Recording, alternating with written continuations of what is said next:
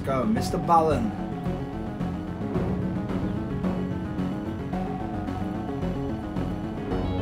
Thanks for all the love on my last video as well, guys. Appreciate it. In the 1960s, Alan Burkhart opened a riverfront restaurant in Beaumont, Texas. And for the next 50 plus years, his customers would eat burgers, drink beers, and on super hot days, they would jump off the pier into the river to cool down. But one day in June of 2015, while Alan was in his restaurant looking out the back window, he saw something strange in the river. When he went outside to get a better look, he noticed his customers who were eating outside had also noticed this strange thing, and now they were standing up and nervously watching it as it floated by.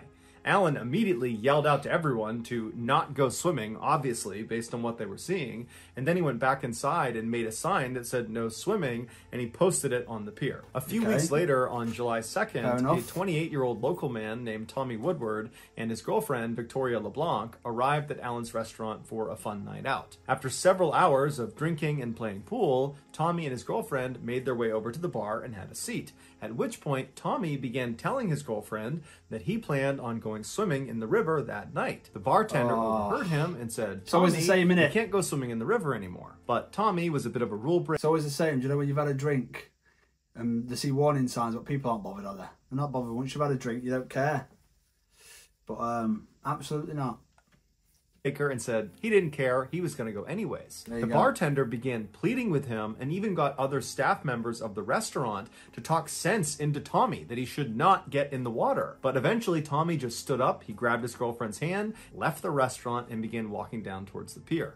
The bartender at this point just kind of rolled her eyes and thought, I can't do anything to stop him, and so she went back to her bartending duties. When Tommy and Victoria got down to the pier, the black water was quiet and calm as Tommy took off his shirt and removed his valuables from his pockets. Right before Tommy was about to jump into the water, Victoria stopped him and said she thought she saw something moving underneath the pier. But Tommy just laughed and said he didn't care and jumped into the water and disappeared below the surface. Immediately, the water around Tommy seemed to erupt like a bomb had gone off underneath him. When Tommy came back up to the surface, he was screaming and trying to swim back to the pier, but before he could get there, something pulled him under the water. And then a few seconds later, Tommy came back up again, and this time Victoria could see the left side of his torso was bleeding profusely. And so she instinctively leapt into the water to try to save him. And Tommy, even... Yeah, that's not a great idea, is it? Fair enough, you want to try and save him and that, but you won't jump into the lion's pit to try and save your mate because there's a high chance you're going to get killed as well. Like, oh, you just scream for help, wouldn't you? Like, if it's next to the actual place, you just scream as loud as you can until someone comes, like. No, he knew he needed help. He said to her, get back on land, save yourself. And so she obliged. She climbed back onto the pier, and when she turned around, she caught a final glimpse of Tommy as he was pulled back under the water, and this time he did not come back up again. The bartender had heard screaming and so ran down with a flashlight to the pier, and when she got there, Victoria was hysterical and she was yelling Tommy's name and looking out over the water. And so the bartender at this point is reasonably certain she knows what happened to Tommy, but if by some miracle he's still alive, she wants to find him. And so she raises her flashlight and she begins scanning the now totally calm black water. And as she's scanning, she finds him. He's floating face down, way off in the middle of the river. And as soon as the flashlight hits him, something pulls his body under the water and he disappears from view. It was no secret that the river that ran next to Alan's restaurant was home to alligators. But these alligators were small and they didn't bother anybody, and so the locals really didn't have any issues swimming with them. In fact, they had nicknamed two of the alligators that were seen the most often. They named them Cheeto and Marshmallow. But on that day in June of 2015, when Alan and the other guests... No problem swimming with alligators. Are you mental? Oh, it's like seeing a flipping great white shark in a pond and be like, oh, it's fine. His name's Bruce. He's my mate. He's not going to hurt me. Jump in. Saw this thing out in the river, what they were seeing was a monster alligator, the likes of which they had never seen before in this river. It was at least 11 feet long and over 400 pounds, and that summer it decided to make the underside of Alan's Pier its home. And so that night, when Tommy leapt into the water, it was this monster alligator's feeding time, and so Tommy became its dinner. About 2 hours after Tommy was attacked, what was left of him was recovered from the river. Tommy became the first alligator-related fatality in Texas in nearly 200 years. Wow. That's crazy, man. This is why you should never If there's Just signs north of up San Francisco, or California, a place lies that Lake Berryessa. A place that you know that it's got alligators or anything like that, you should never ever even risk your chances. I don't care how drunk you are or whatever. Don't go anywhere near places like that.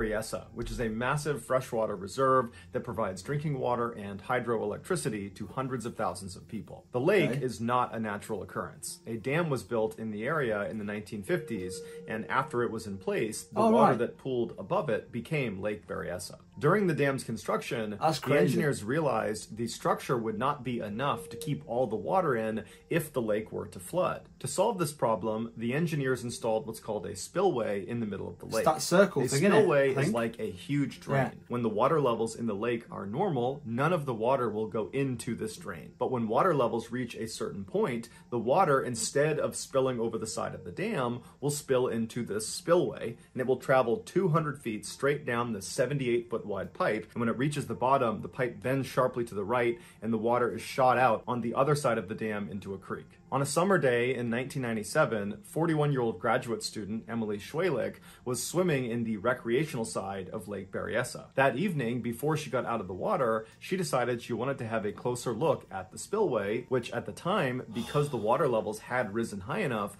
water was pouring down into this spillway. So Emily turned around and began casually swimming away from the recreational area towards the center of the lake. At some point, she would have seen signs poking out of the water, and she would have seen them on land telling her to stay people back. Are so dumb. After passing those signs, she would have reached a long line of red caution buoys that were the last line of defense to try to keep people back from this spillway.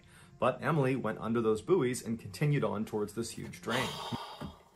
People are so dumb, man. Some people deserve some of the fucking shit they get because it's there for a reason, to keep you safe. And if you're not willing to keep yourself safe, then it's your own fucking fault. Meanwhile, the other swimmers that had seen Emily take off towards the middle of the lake, they didn't think she would actually get close to the spillway. Nobody went close to the spillway, and so nobody tried to stop her. Around 6:10 p.m., Emily made it to right before the edge of the spillway. It would have been deafeningly loud. That just looks as terrifying, 360,000 gallons of water poured over the edge into the spillway every second. Bumhole. Emily most likely was trying to get right up to the edge and then grab that outer cement lip and kind of anchor herself and then lean over the edge and get a look down into the hole. But what ended up happening is as she got closer and closer to the edge, the current picked up so dramatically that it began pulling her down into the hole. And so by the time she's over this cement lip, she had already turned around, realizing her mistake, and was trying desperately to swim away from the spillway. No chance. But it was too late.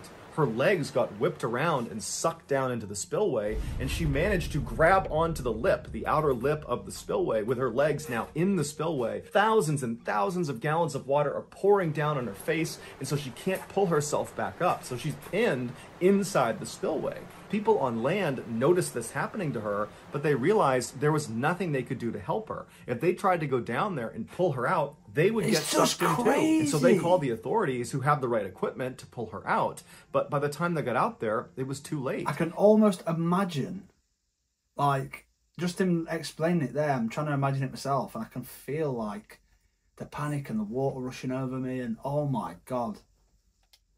Emily had managed to hang on to that edge for 20 minutes, but finally the water overpowered her, she lost her grip, and she fell backwards down the 200-foot chute to her death. Holy shit.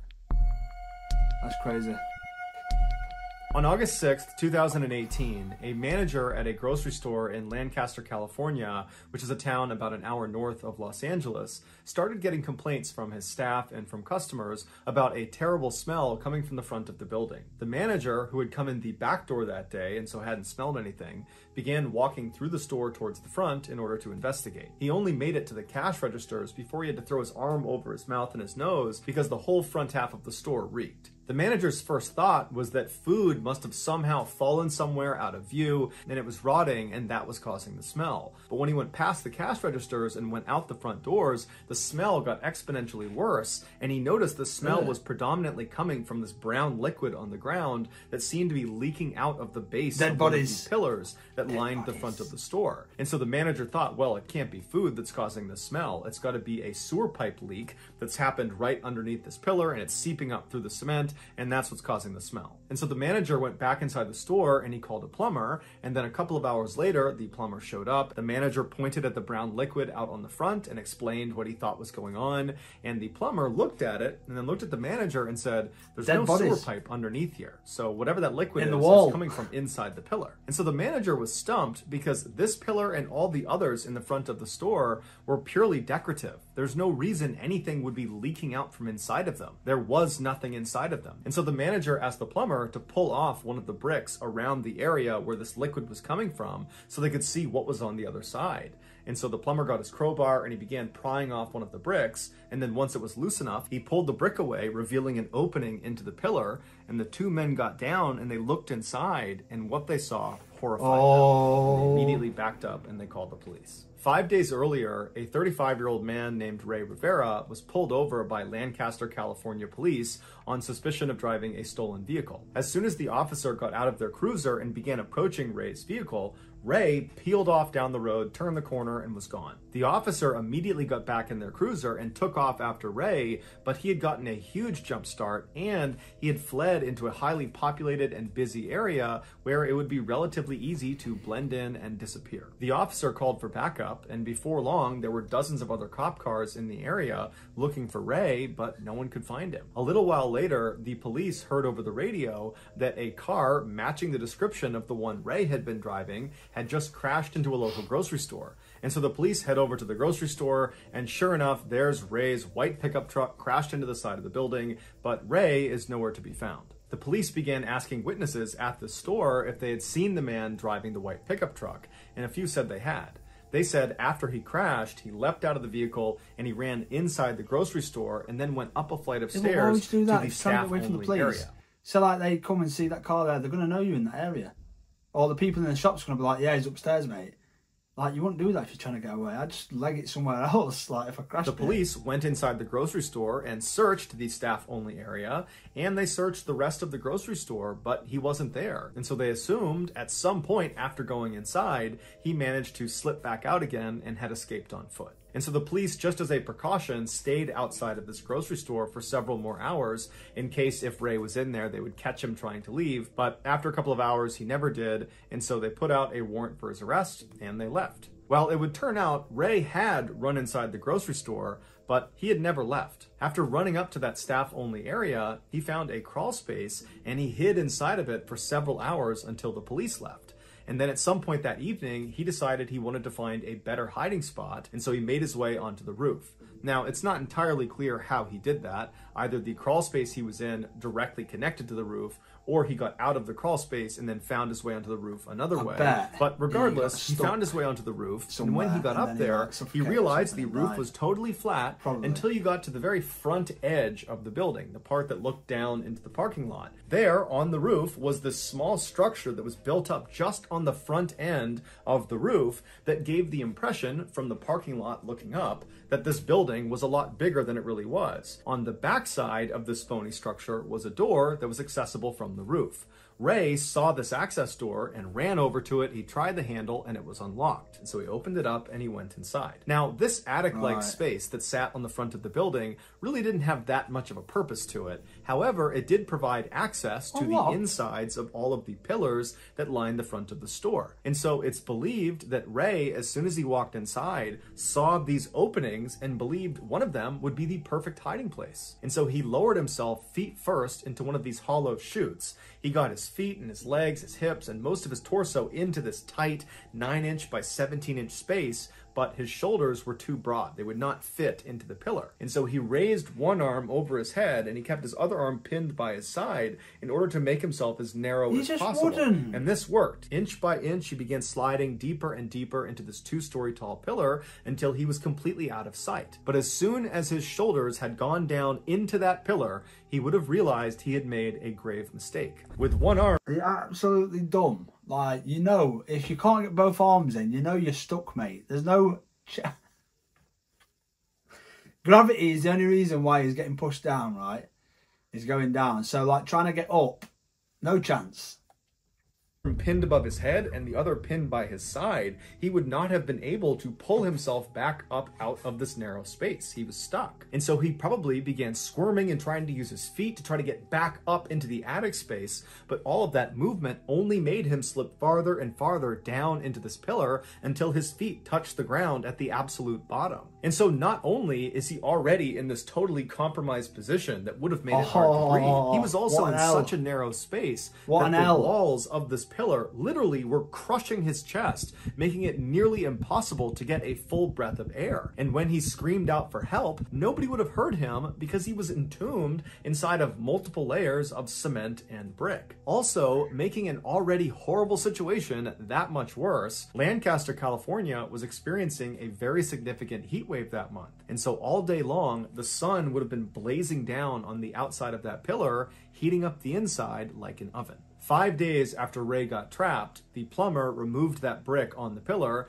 and he and the store manager bent down and looked, and they saw Ray's leg. The smelly brown liquid that had been coming out of the pillar that had alerted everyone to this in the first place was purge fluid, which is something that comes out of a decomposing body. So that's going to do it, guys. If you found the... Some people are actually dumb. Some people are actually dumb. No way in hell. Like, you must know if it's too tight to get in, like you're just not going to be able to breathe. But hey, that's how it is. Let me know if you enjoyed this video. Please give it a like. I appreciate it. Subscribe for more because we do lots of videos every single week, so you don't want to miss out. Turn the bell on so you don't miss any uploads. Until next time, guys, take it easy. I'm out.